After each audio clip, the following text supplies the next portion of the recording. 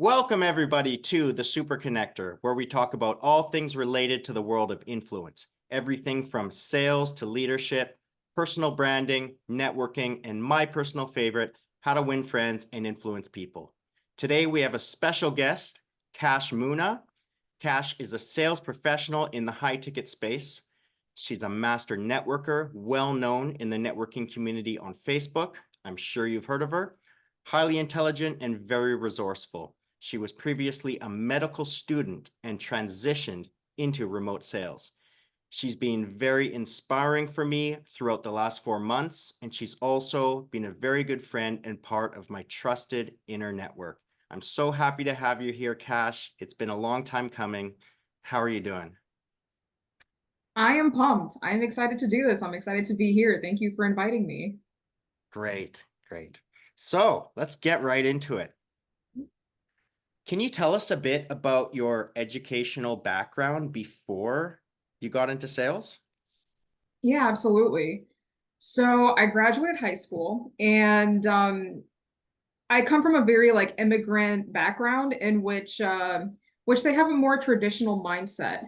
They think that, becoming an engineer or a doctor, if you're lucky, a business or a lawyer is like the way to go, the way to safety, and the way to make it in the USA. So I told my parents that, I'm kind of undecided on what I want to do. So my dearest father looked at me and said, "Why don't you just try out medical school for fun? See where that takes you." Right? Right. So, of course, me not knowing what else to do, and then my dad being a superstar in medical school, I just said, okay, he knows what he's talking about. Let me just go on with it. So right after high school, I went straight to med school abroad. There was no fun that happened. Let's just say that. Mhm. So um so completely broke my parents' dreams, came back, started college all over again. I was an undecided major for years, actually, just taking random classes, lots of electives, seeing where I could where I could go, what I could do, where my strengths are. And I guess that's how I kind of transitioned into sales because when I came back, I needed pocket money. Specifically because I wanted to buy these gourmet fries every week, which were like 20 bucks, Okay. right? Which means at least $100 a month, which is like about over 1,000 a year, which means your girl needed a part-time job. Yeah. So I applied to like 10, 15 different places thoughtlessly, just sending out my resume. And very luckily, I got accepted into a competitive sales position, which I didn't know about, right? So so I get in and I had the best company culture, the best managers that I could ever ask for. And I got really lucky. That was my start with sales. Because of that, I really crushed low ticket sales. And that's when I found out, okay, I seem good at this. Let's see where I can go from here. And then that's when I discovered remote sales simply because of a random Instagram ad, right? So that's when I made the decision to stop school. It didn't make sense for me to keep going, keep being undecided. If I see that remote sales, you don't need a degree. There's literally 16-year-olds, 17-year-olds completely crushing it. And I thought maybe I could be them. And here I am.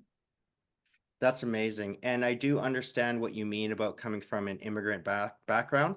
My father immigrated from Jamaica, and in fact, a lot of my friends growing up were children of immigrants.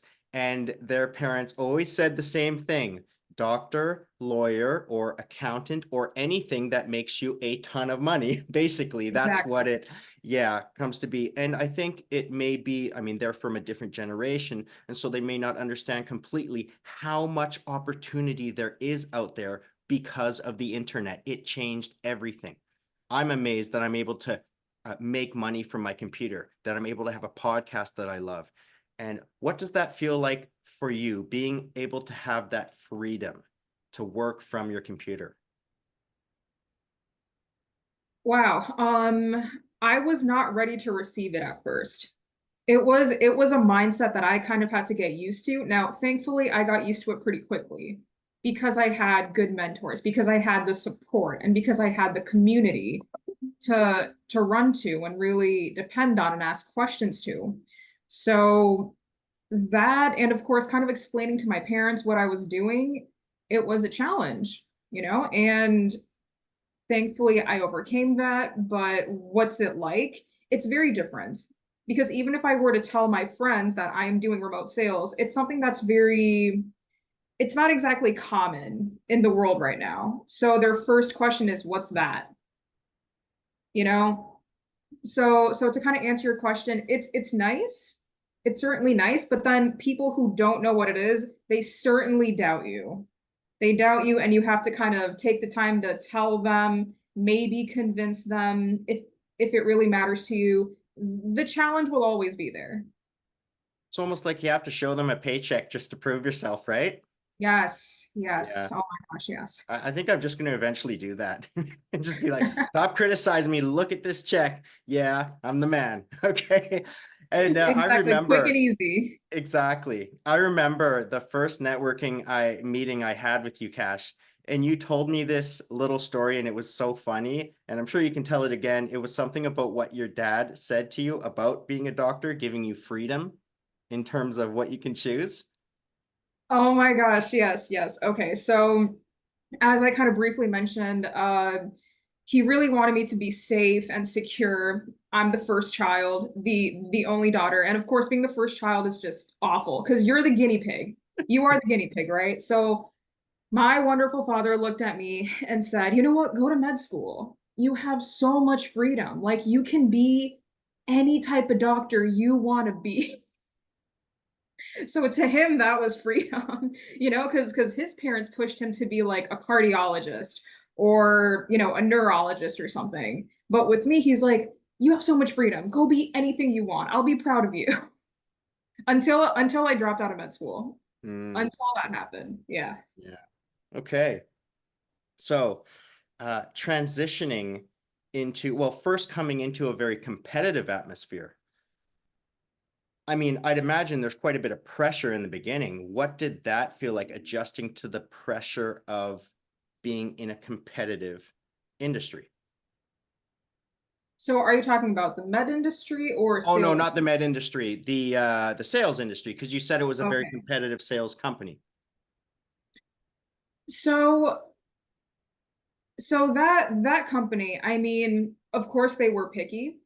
But the thing is, they held high standards, but then they also taught you to uphold high standards. When Mm, I say I had the best managers, I had the best start, which really shaped my perspective and how I showed up and how much confidence I gained, literally because I had the most confident managers, ones that would pour into us daily, you know?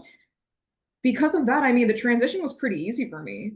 Not once did I doubt it. Not once did I feel low. And when I did catch myself feeling a bit low, run to the managers. They'll knock sense into you. They will empower you.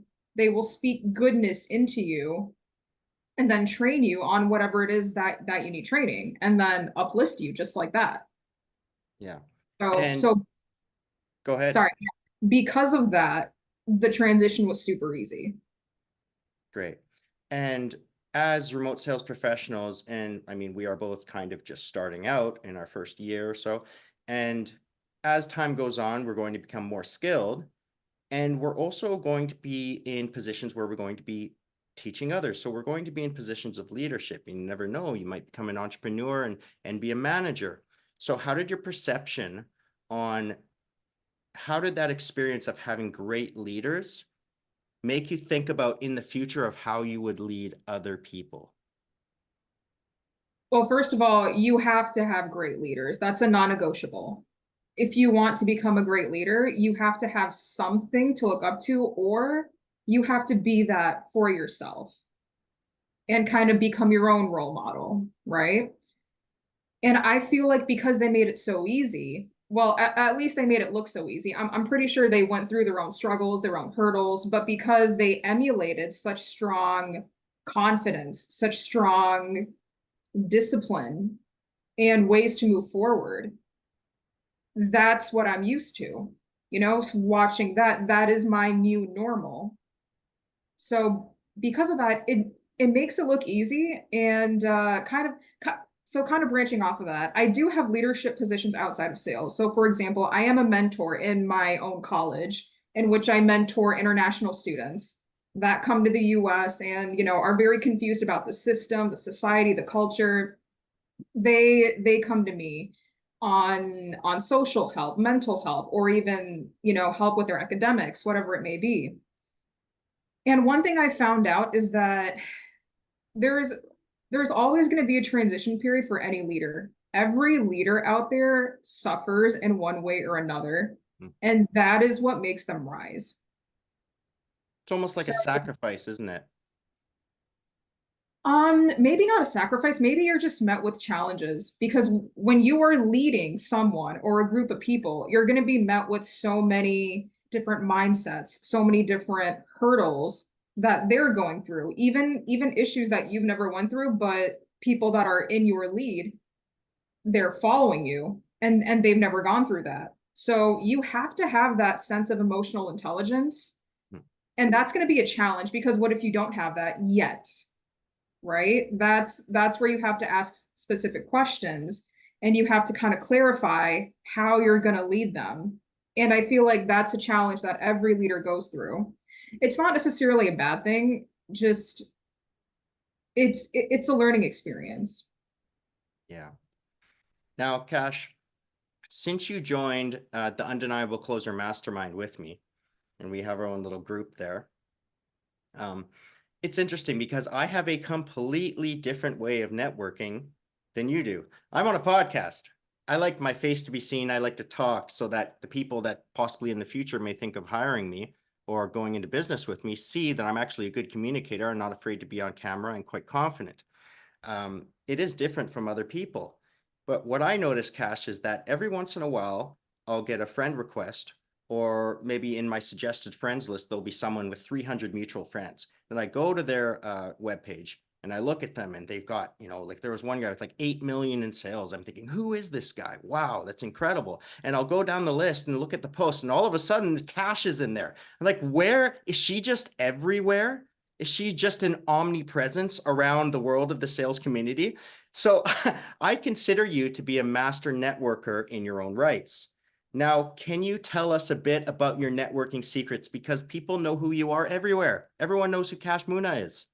How do you do it? Okay, I'll be honest, if you're looking for some secret sauce or some, I guess, unique answer, that's not what I can give you, but what I could say is when I came into the space, when I started networking, simply because that's what my mentorship really preached on. Mhm. That's what they really pushed on. And as you can see, now it's proven that that is the way to find good good jobs, good people out there, good sources. All I did was follow that and just being stupidly curious and having a lot of time on my hands because when I came into UCM, I just graduated. I had nothing else to do except pour myself into UCM and just go ham on networking. But to be honest, I didn't really know what I was doing. I just went out there, I saw a bunch of people post, and I would just like comment. That's it. Comment what I know, comment my knowledge, validating them, questioning them, whatever it may be. And well, I guess the secret sauce is just to be stupidly curious, and then just put yourself out there with your curiosity. Because what I see when a lot of new people come into the space, they're very scared. They're very Oh, scared yeah. and very nervous because they don't know what to do. They don't know all these systems and they feel so behind. And I would tell them, well, yeah, that's my superpower. I didn't know what to do. And I transformed that into curiosity. I turned that into questions and I would literally go ahead and ask these people, what do you mean by this? Like why do you do things this way? How does this and this make sense to you? And I would challenge them, and that's how I got conversations with really good leaders in the space. Wow. That's impressive. And I know from other people as well that you're someone that likes to challenge, to repeatedly challenge. Do you even know that you do that? Because I tried to do an exercise in the beginning with you just for fun. And it was like, yeah, but this is not how we've been taught. Yeah, but how is it going to work that way? And I'm like, can we just do it? It's so great. But how do you find, because challenging someone in a positive manner can help them grow and help you grow with them. How do you find that you can challenge someone and make it a very, but at the same time, make it a very positive interaction back and forth so that it doesn't come across as like heavy criticism or anything? How do you manage to do that? I think that's kind of driven an ego. You know, if you're challenging someone, but you have a big ego, it's kind of like you're projecting your own opinion on them Yeah. in a way that's kind of like, what do you mean you don't agree with me? You know, I'm clearly right. But then with me, as I said, my superpower is that I literally don't know much about this space. Mhm.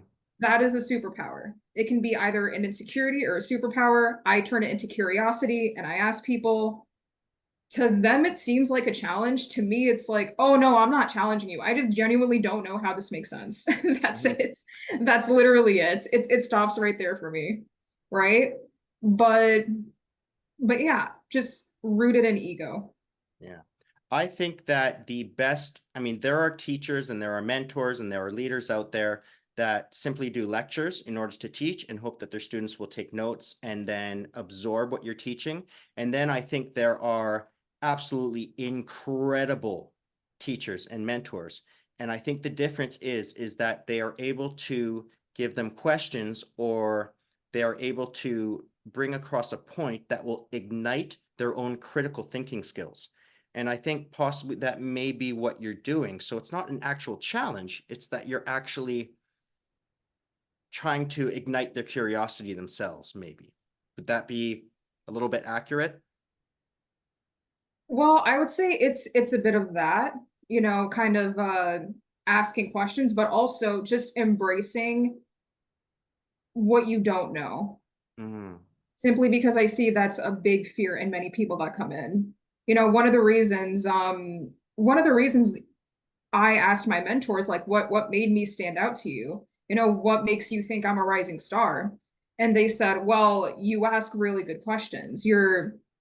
You've blown me away with your interview skills, or um whatever it is that you come up with or bring up. But in my mind, I'm thinking, you make me sound a bit too confident.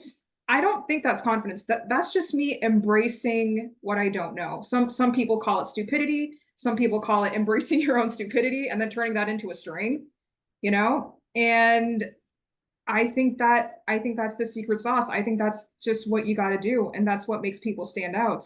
The ones who ask the stupid basic questions, those are the ones that rise.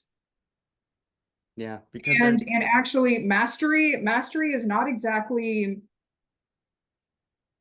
I guess, finding excellence in what's up there. It's actually mastering the basics, because once you have a solid foundation, it's so easy to transition and get higher and higher. yeah. It's interesting how, and I had JD Daly on my podcast, and he explained that he decided to market himself as like a freelancer would, like how a business owner would, through organic marketing. It's like he said, I was DM setting myself because he is the product, right? And what I found interesting is your comments on the Facebook threads are very diverse. Now, especially for people watching this that are starting out with networking, and they might think, well, do I have to do 3 or 4 or 5 posts a day? When in fact, what they actually don't know is when they do that many posts and they're not generating enough conversations, the Facebook algorithm will put them at basically at the bottom of the list, so people don't actually even see their posts very often. However, if you comment on people's posts, this is kind of a little secret of organic Facebook marketing. If you constantly comment and generate more conversation, then your posts will be seen more and your comments will be seen more and more at the top of people's feeds. So now you're more visible, right? What do you find are the best ways to just engage people in the comment section? Okay, so first of all, that's super interesting. I didn't know that's how the algorithm works. So that makes a lot more sense now. But, how to engage in comments and posts. I will always tell people that I network with, especially people that are new, do not make very basic comments, as in I call them agreeable comments, as in just saying 100%, I agree, or I love that, or hooray, thumbs up. I find that very low quality. That's not really engaging. And That's if you what I do. It's okay. I'm not, I'm great on podcasts, but I'm just like, hey, what thumbs up, heart? That's just what I do. Anyways, go ahead. okay, not to call you out. I mean, you still do great networking with the podcast, so Yeah, you're good on that part, I'm good. right? Yeah. Right. But when it comes to engagement, who is going to engage with you just saying, "OMG, yes, I totally agree with you." And that's it. Yeah. That doesn't invite any conversation. That doesn't spark any type of curiosity, or it doesn't really answer any questions either. And you have to think, do you talk to your friends this way in real life? Hmm. If they're speaking an opinion to you or kind of explaining their experience to you, do you really look at them and say, yes, hooray, thumbs up, heart? No, no. You comment back, or you empathize back, or you elevate them back. And that's how you gain deeper friendships, deeper networking, deeper insights, and that's how you learn. Simple as that. It sounds to me that's like what I would do. I play a little bit of chess. And I have some friends occasionally. I used to have friends that would come out to a coffee shop and I would just drink a coffee and play chess. It wasn't so much about the game. We weren't very good at all. But it was just a conversation, kind of like a card game. It was Sunday where we would sit and we would hang out and just talk back and forth. And it seems like, or some people, they just drink a beer with each other. And it seems like what you're saying to me, and correct me if I'm wrong, but you're engaging them as if you were just having an enjoyable time on a Sunday afternoon, relaxing and talking to each other about maybe not even work, maybe their theories on sales, something they're interested in. It is literally as simple as that. Yeah. But also, if you see a lot of the posts that the leaders in this space make, not just the leaders, but I would say anyone, it's all on self-development. Many times it's not even about sales. It's all about self-development or productivity or how to make one's mindset improve, right? So the best way to comment on these things is to educate yourself on it, watching YouTube videos on these type of topics, watching I don't know, podcasts on it, or even reading productivity books. The more you know, the more you can comment and give them value or even challenge them. Yeah. So simple as that. Yeah. One of the things I do is I like to put quotes from a book that I'm reading, just put the quote in there and like, what do you think? And then it would generate this very interesting conversation because you're so right about people loving personal development in this space. In fact, I think it will generate more conversation putting a quote from Tony Robbins than it would putting a quote from someone say like Robert Cialdini, who wrote a book which is specifically on sales. Because people need to grow so much, especially when they're starting off in sales, that it builds character, Exactly. I think. Exactly. I mean, I've even posted things on Winnie the Pooh, and that generated a good convo. Yeah. So just anything uplifting, anything challenging based on that niche, you're fine. You're good. That's all you need. Now, I mean, I read Winnie the Pooh as a kid. Was it the picture with him with the balloon? Was it a red balloon that he That was was holding in one his of hand? them. That was one of them. Okay. But I will say there's lots of wisdom in just children's storybooks when it Yeah. comes to Oh yeah. mindset, when it comes to productivity. I know there's a show called Bluey that's actually making adults cry because of how deep it can get, but it's catered towards children. But even quoting something from there, from a literal kids cartoon show into a comment that's relevant, that's going to spark convo. That's going to invite curiosity. Simple. Yeah. So since you started, what have your various interview experiences been like since you joined the world of high ticket sales? Wow. Okay. That's a convo. So first of all, when people come into high ticket sales, they expect interviews to kind of land in their lap. And what I have noticed is that you need a good 2 to 3 weeks of pure networking, and then opportunities shoot you in the face. But for those 2 or 3 weeks, you're getting nothing. That is when you have to be strategic and intentional and network. Once that time passes, now you're left with an abundance of opportunities that you have to vet at. So so I think that's also something I tell people that are new in the industry. It takes time. It takes time, but there is so much of an abundance out there. There is no lack of opportunity. And then the whole interviewing process, in my personal experience, the thing is, as I said, I kind of embrace what I don't know, or embracing the stupidity, as they call it. Because of that, because I'm not afraid to ask the basic questions, or kind of challenge them, they get super impressed. They think that, okay, she's a rock star. She's absolutely seasoned and well, but in reality, I'm thinking, I just don't trust you. I have heard the worst things about sales companies and sales managers. I have heard such scary stories on how you guys operate. I'm Oh yeah. questioning you Mhm. because I need to know if you are a good fit for me. Because otherwise, if I land in the wrong hands, if I get into the wrong management or leadership, I'm going to be discouraged. Yeah. So I have to be as picky. And then, based on those questions I asked, based on that whole experience, I've had times where I've been chosen out of a pool of 150 applicants. And those other applicants, they are far more qualified than me. They've actually done like a million plus in sales, and I just started. But what stood out was me asking the questions, because I think the interviewer thinks, okay, if she can ask this to me, she can ask good questions to the prospect and lead them. And I think that's what they want to see. That's how they vet you, but then you should vet them. There was also a time where I got accepted into a very competitive position.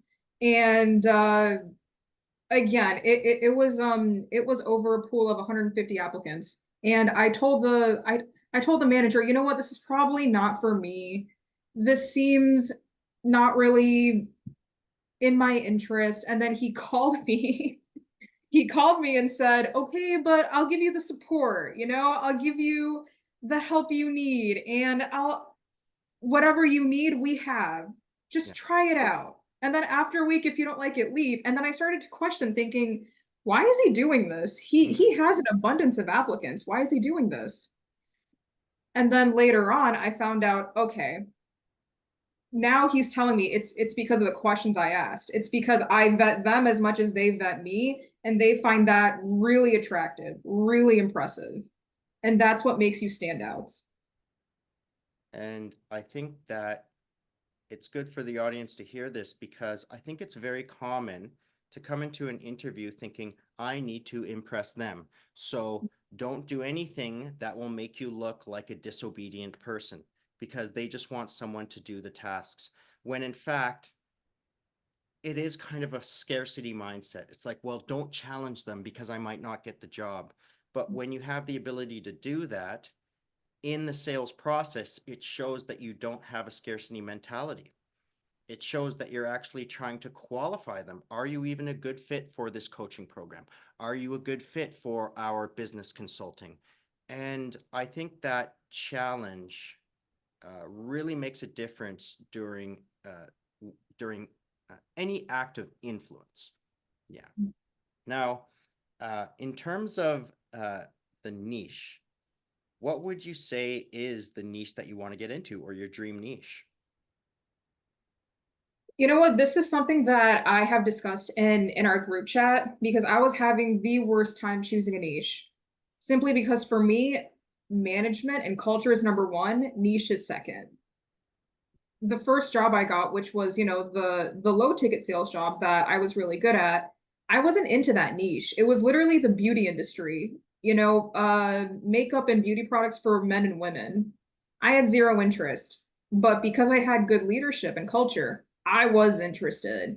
I was ready to show up to work every day and just have fun, you know? So when it comes to niche, that's actually something I'm still discovering. I did go to my network and my tribe and kind of discussed with them, what do you guys think? And then I know like you and Sean and other people in our group chat, they mentioned, Cash, we feel like you would be good in B2B sales because I do like presentations. I like talking about logistics. I like explaining. I like seeing if values align versus constantly digging for pain, which is something I find really annoying that coaches tell me, dig for pain, keep going at it. And I just think this is not helpful advice at all. But unfortunately that's what I keep hearing. And I think I align a lot more in B2B, finding where values align, finding where logistics align, from getting from point A to point B, or even improving your own current situation. I think that's where I can probably flourish. And that's what I'm currently exploring right now. Now, I noticed that you said something about values aligning. And I don't think it's just in terms of the niche that you're going to sell. I think it's also in the people that you network with.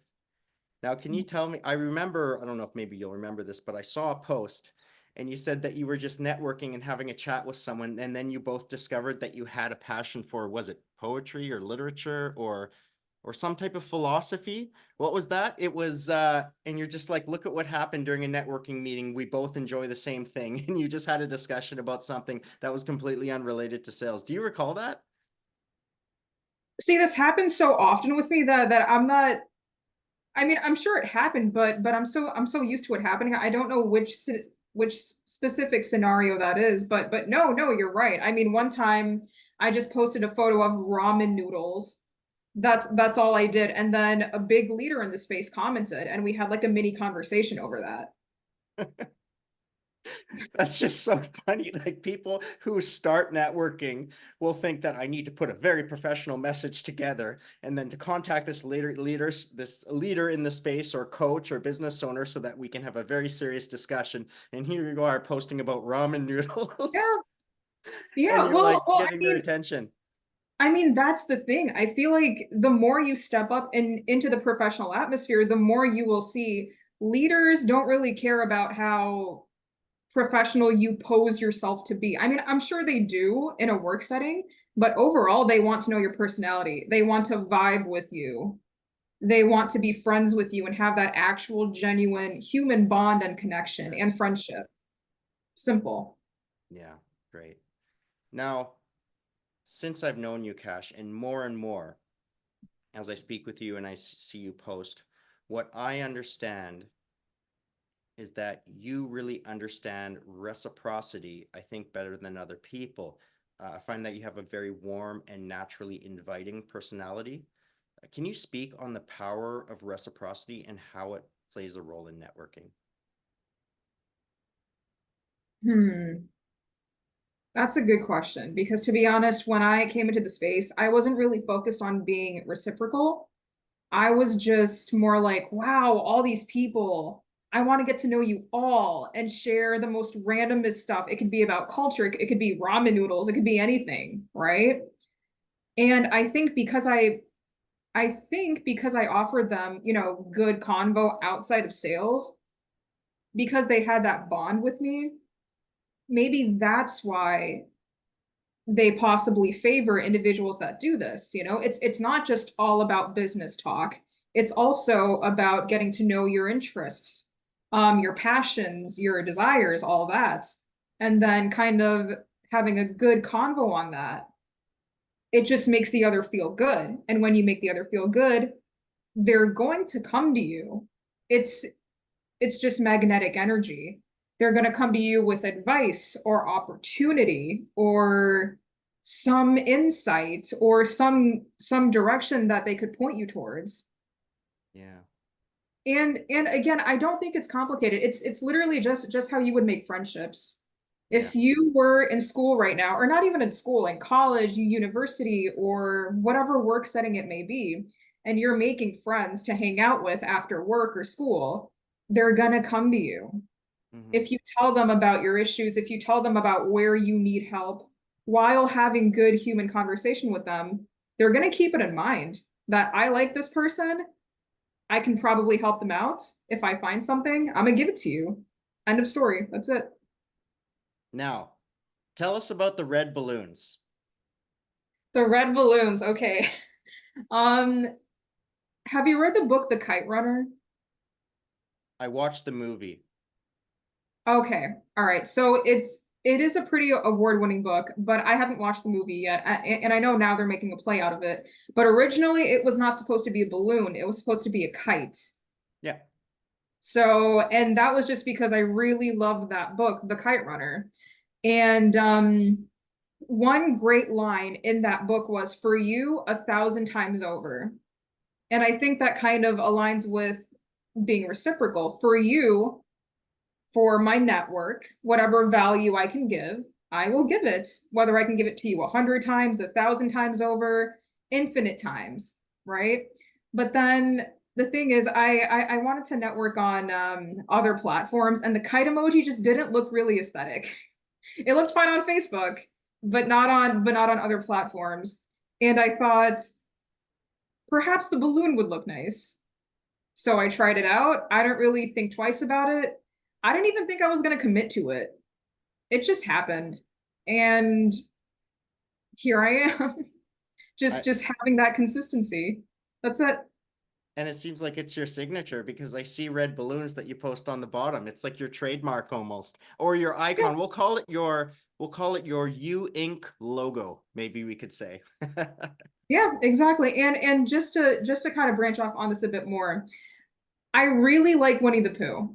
Yeah. And in a lot of Winnie the Pooh stories and storybooks I see, he has a red balloon. Yeah. Right? And one of my favorite memes is literally Winnie the Pooh holding a balloon, and then in quotes it says something like if I jump, what if I fall? And then the second quote says, but what if you fly? Yeah. Right? So that's just something that stuck with me, and that just signifies the balloon, and of course my favorite childhood character. And that's it. I just stuck with it. Kind of reminds me of that one quote that says, if you shoot for the moon, you might not land on it, but you'll land amongst the stars or something like that. Like there's just so much possibility out there. And also to me, it says that you have to take that chance despite that you have the doubt. And so to me, that's taking imperfect action. Starting this podcast was strange for me. But I'll tell you what, the greatest thing that I thought about it is because I said, well, what am I going to talk about? I'm not an expert in anything. And I thought, well, why don't I just ask a question and then they do all the talking? And then I just have to sit there and listen. And I thought, well, that's perfect because they're going to show all of their expertise. The audience is going to learn so much. I'm going to learn so much. It's going to build up my confidence. And yeah, I'm glad where this is going now. And I get to bring someone like you on the podcast, and you have so much to offer. I'm sure a lot of people are going to watch this. One thing I always ask everybody before I go is advice for beginners in networking and sales. So there's so many people that come in here, and there are many beginners to networking. And I think networking intimidates them more than sales, actually, for some reason. Maybe they're very introverted and they just don't know what to do, and they're afraid to step outside of their comfort zone. Like, I don't want to reach out to this person because why would they want to talk to me? What do I have to offer them? And so they just shut themselves down and don't even start. And then it's a terrible cycle to repeat over and over. What advice do you have for those beginners and those people that feel very stifled in their process? What I'm about to say could be good advice or bad advice. But all I'm gonna say is it worked for me. And if it worked for me, it could work for 100 others. So I'll just share it. When I came into the space and when I garnered a lot of attention really quickly, I never looked at who I was networking with. Half of the people that came to me, well, over half, um, even big leaders, I had no idea they were big leaders in the space. And I would talk to them as if they're just a human being, right? And I think because I had no idea that they were above me in terms of career, Mhm. there wasn't that aura of professionalism. There wasn't that aura of nervousness that I have to impress so and so, or I have to say something that's going to catch their attention. I think because of not knowing, maybe that's the reason I rised. And I think embracing that not knowing aspect, don't do too much research into someone. Don't do too much research into a leader, you know? Go to them, ask them, let them speak. Let them show you who they are. Because also perhaps you may read something that you dislike about them and that pulls them away from you. Allow them to speak. Allow them to build that connection and bond with you. Mhm. And I think that's one of the things that really helped me was that half the time I did not know who I was talking to. It could be someone that made millions. It could be someone that is in charge of hiring and firing left and right. It could be the CEO of some brand. I just didn't know who they were. And I would talk to them as if I was making friendship with them. And it worked. That simplicity worked. And I think that's what a lot of people want, genuine human connection. Yeah. Now, again, this could be bad advice because if you want to network a bit more strategically, please do a bit of research. Please go to them with specific questions, Mhm. but don't do so much in which you're now having your own opinions on them and projecting those opinions onto them. Let them allow them to really speak about themselves and allow yourself to get to know who they are naturally, organically. Right. And one thing that I just want to say before we go, you know, you have definitely had a tremendous impact on the remote sales community. And I think it's even further beyond what you thought. Uh, Yes. yes, that's right. You know, I started off, I was a DM setting for UCM, and then now I was brought on board with a very, very great offer approximately 2.5, 3 months ago. And in that offer, in the first 2 weeks, I was flown down to, I live in Canada, I was flown down to Dallas, Texas to sell in person at a convention with everyone there. And it was incredible. It was like all day long. We were like, hey, come over here, check out us. We got this and that. Super exciting. Not like high ticket sales laid back. It was like super exciting, super charismatic. And we were doing that for hours and hours. And then at the end of the day, we all came back to the same Airbnb and we were just relaxing and we were kind of having a debrief about everything. And I was talking about networking. And he said, you know, Steve, I see you posting a lot, but you need something kind of like something that identifies you. You know, maybe you should have worn a Canadian flag or something at the Dallas convention. Like, I'm the Canadian and everyone will know me. And he says, you should have something like what Kash Moona has. Do you know her? And I said, of course I knew her. I said, you know those red balloons that you see at the end of those messages that she has? That makes her recognizable. And to think that everything that you did online on Facebook made it all the way down to a convention in Dallas, Texas, with a debrief where we were talking about the work that we did and the trademark that we should have to stand out. So I'll tell you what, you've had a big effect on people.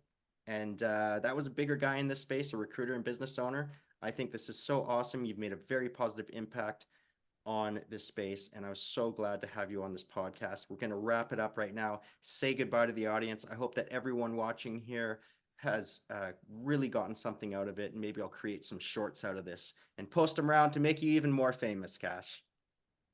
Thank you for having me. I'm so excited. I'm excited to see where I'll go and how this will kind of influence and how I'll grow as well. So thank you and thank you all. Great. All right, wave goodbye to the audience. See you later, everybody. Have a good time.